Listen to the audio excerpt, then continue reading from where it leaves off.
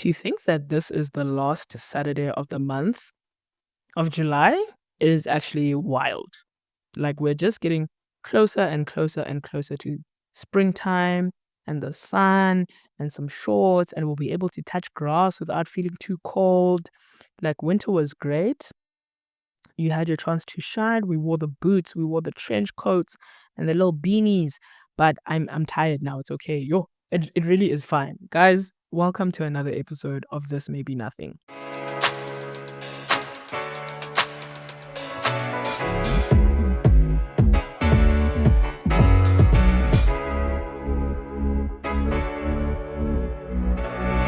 And just like that, guys, it's another week. It's another episode.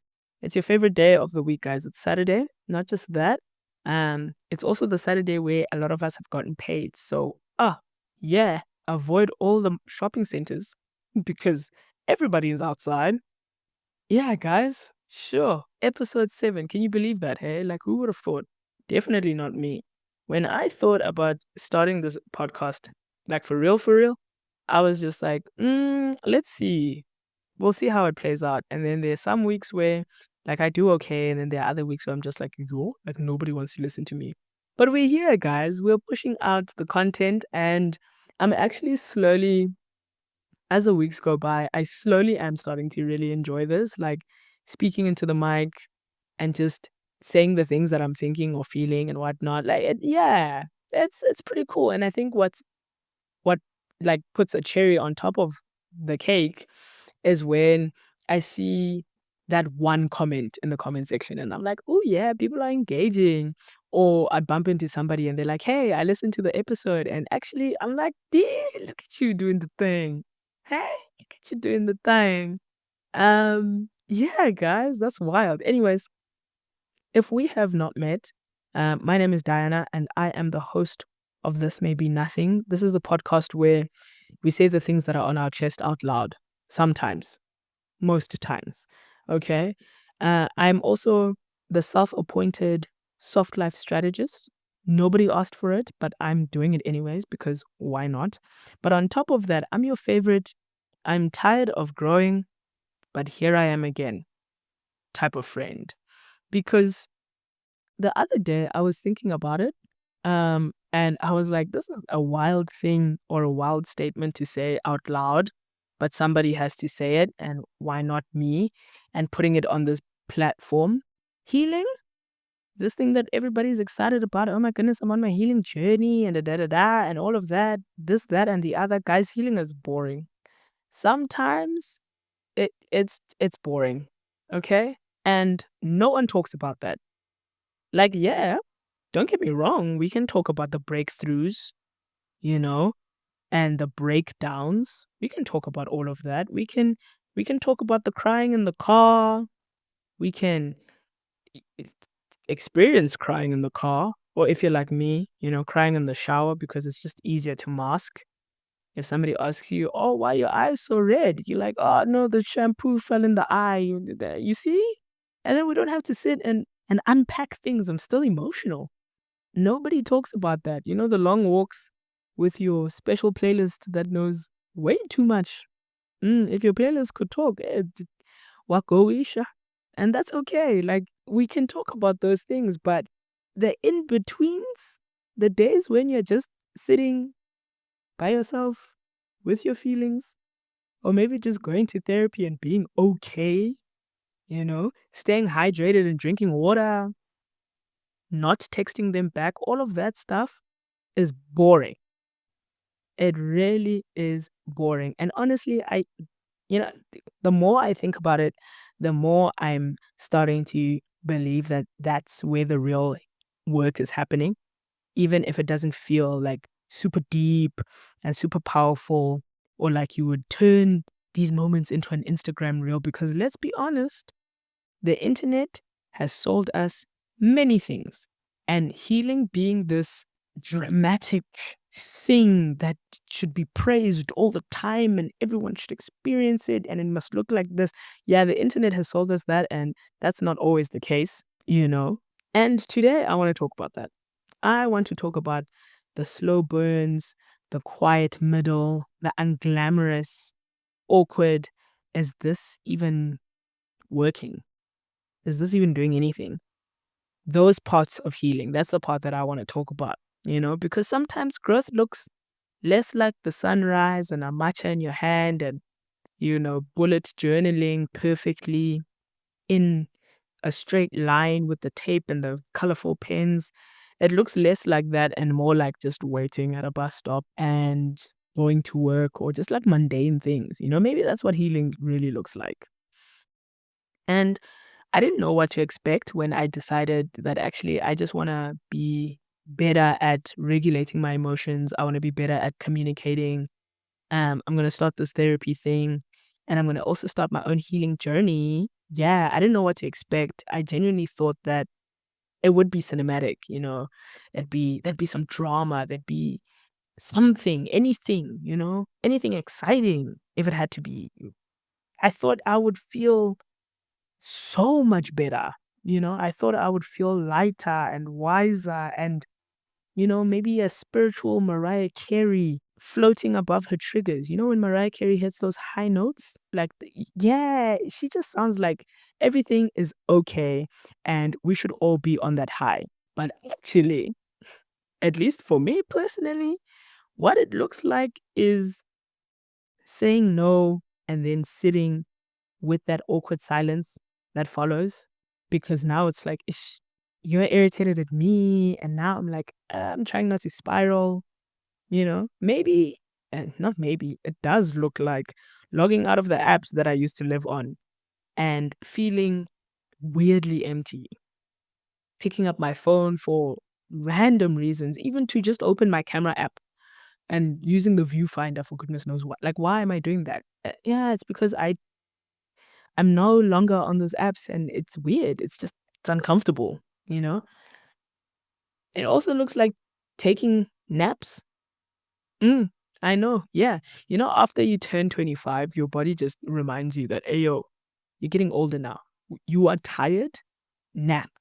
You want to do this thing? How about you take a nap before that? Because before 25, oh, what was a nap? It just felt like an hour was wasted with my eyes closed. I didn't even watch a movie. That's genuinely how I felt at some point. And now I'm just like, actually, yeah, taking naps that I don't enjoy because my body has asked for it. There's no dramatic music. There's no emotional monologue. It's just me trying not to spiral one small choice at a time. Here's a question for you guys. Have you ever done something healthy and then right after that you felt absolutely nothing? Like you were expecting all the fireworks, but instead you just got Tuesday. Because if you have, same. I get those so, so much on so many occasions. And for a while, I genuinely thought that I'm doing something wrong. Why do I just feel meh? Like, why does it just feel like I'm okay? I'm not great. I'm just okay. And I genuinely thought I was doing something wrong. But maybe, just maybe, that is the work. The lack of chaos is the progress. Now that I think about it, that really does make sense.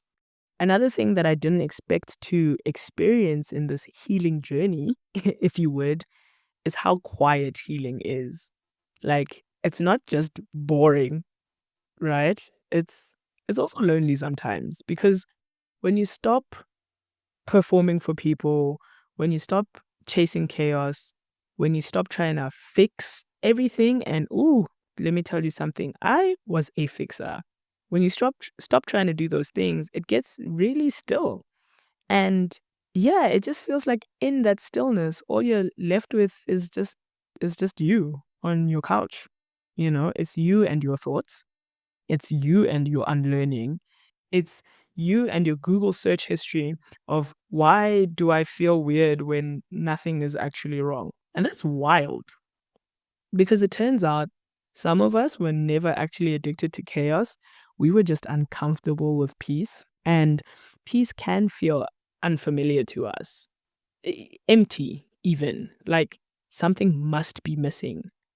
But maybe that's just what healing feels like in real time. It's still, it's steady, and it's slightly awkward.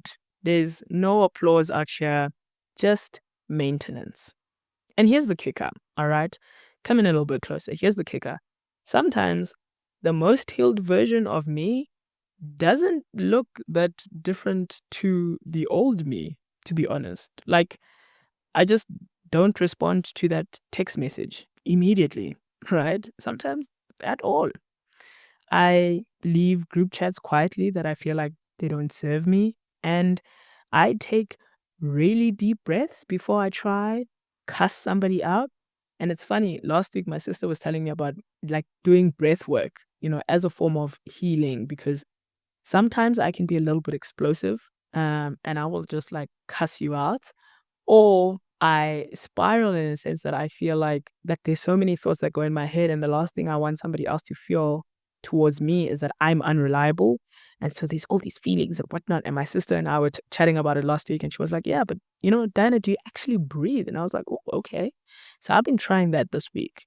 Okay, I've been trying some breath work, and sometimes I don't always try winning an argument, or I'm just not trying to win all the time. All I'm trying to do is not spiral. And that for me personally is growth to a certain extent, not the kind that gets a standing ovation. All right. I had a moment in this past week actually, where somebody asked me to do something, and they wanted me to like go above and beyond, in a sense, by essentially we had this like guide to follow, and they were just like, "Nah, dude, screw the guide, like come on, we can do something better." And I was like, "Actually, no, because this is the rule book and I have to follow the rule book." And it was really awkward for some time. I thought this person was like avoiding me and stuff, and I I think about it, and prior to all of this, I would have been like crashing out. I would have been spiraling. I would have been like, "Oh my goodness, this person probably thinks that I'm unreliable and I can't do my job and whatnot." And in actual fact, there was no panic. There was no overreaction, just the truth. Like, "Hey, unfortunately, I can't do the thing that you want me to do." And even post that, I was managing just fine. I, at least I was not thriving. It wasn't great, but I was also not collapsing. I was just okay. And hey, listen, if we think about all this, the stuff that I had mentioned about healing, is it sexy? Absolutely not. It's not. Is it healing? I would like to think so. Now, I don't have a pretty bow to tie this episode up with. I'm not at the end of my healing journey, if you would. There's no breakthrough here, but I am showing up. I'm having quiet days that feel kind of flat, but not destructive. And that's okay. I'm making decisions that don't feel life changing, but feel right, at least in that moment. And I think maybe that's enough for now. What's something that's been feeling really ordinary in your healing process, but low key actually matters to you? You don't have to have a deep answer, just something small, something soft, something that's easy to overlook but hard to undo. Like, for example, getting up when you said you would, or journaling even when you're tired, like deciding to stay in. I'm still working on that one. Okay. I don't always have to go out with my friends. I know, I'm still working on it. All that stuff. Yeah, all that stuff does count. You see, and I think this week's main character of the week, it's very, very short, but it's definitely neutral days, because I don't think we give that enough credit as much as we're supposed to. The ones that don't make the Instagram highlight reels, the ones where you just do what you need to do and call it a day. No highs, no lows, just being. It's funny. We, myself and a bunch of people have this thing that we do where we're like, what are your highs for the week, your lows for the weeks, and your buffaloes? And a buffalo could be like some random thing. And I feel like that's something that you could incorporate in your everyday life. I don't know. I do that. I think it's funny. But those things count too. Don't let Instagram fool you guys. All right. So, yeah, guys, this may be nothing, but maybe healing isn't about feeling better all the time. Maybe it's just about not feeling worse. If you are somewhere in the middle, somewhere in the this isn't glamorous, but I'm doing it phase, I see you. I'm with you. I'm one of you guys. All right. You're not behind. You're definitely not boring. You're just becoming. And becoming is quiet work, work that doesn't always look like progress, but it still is. And I think you should give yourself a pat on the back for just being okay. Now, next week, I want to flip this conversation because while we're here doing the quiet work of healing, there's something else that creeps in, this question of visibility, of being seen, of what happens when the healing starts to show. So if you found yourself hiding, even when you're doing better, if you've ever felt scared of taking up space, being witnessed, or letting people see the new version of you, next week is definitely for you.